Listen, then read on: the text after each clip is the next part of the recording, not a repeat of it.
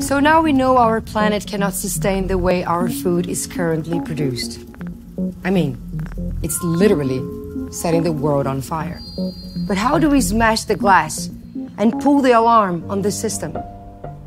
How do we get to something better that we all want, deserve, and need?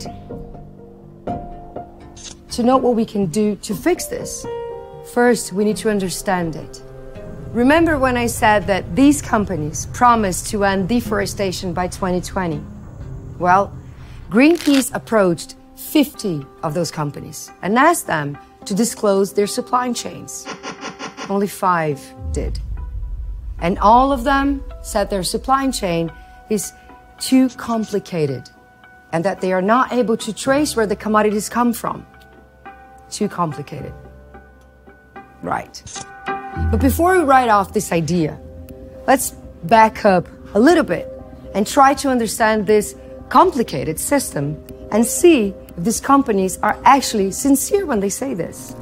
Take a chocolate bar, for example. Millions and millions of these bars are made every year and shipped all over the world. So they need a lot of cocoa, a lot of palm oil, and a lot of milk. But the company that makes them doesn't produce any of these ingredients. The company is really just a brand. These ingredients are all bought in bulk from middlemen called commodity traders. The same thing applies to all the other commodities. Traders are buying palm oil from refineries that buy the raw product from producers in Indonesia, for instance. And where these producers operate, the odds are there was once rainforest.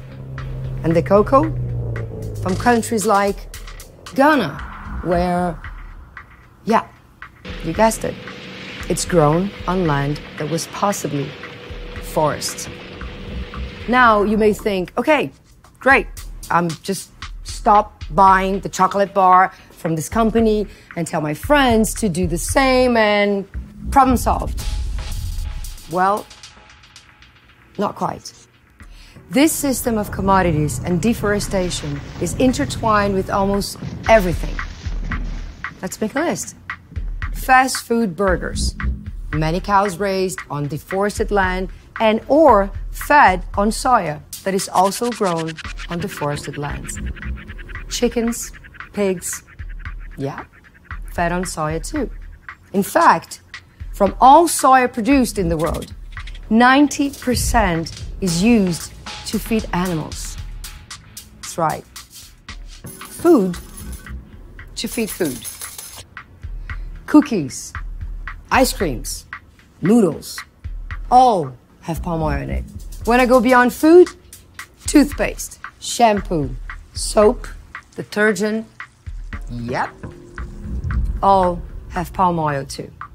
And incredibly, even vast amounts of palm oil is now going into cars and trucks. Yes, you heard it right. We're growing crops that, instead of becoming food to feed people, are being turned into fuel for trains, planes, and cars. So yeah, this is pretty complicated. Or not that complicated at all.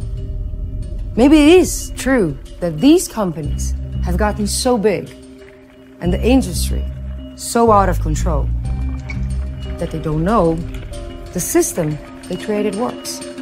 But hey, if the checks keep coming, what's the incentive to change any of it? Maybe it's a whole lot easier to say it's complicated.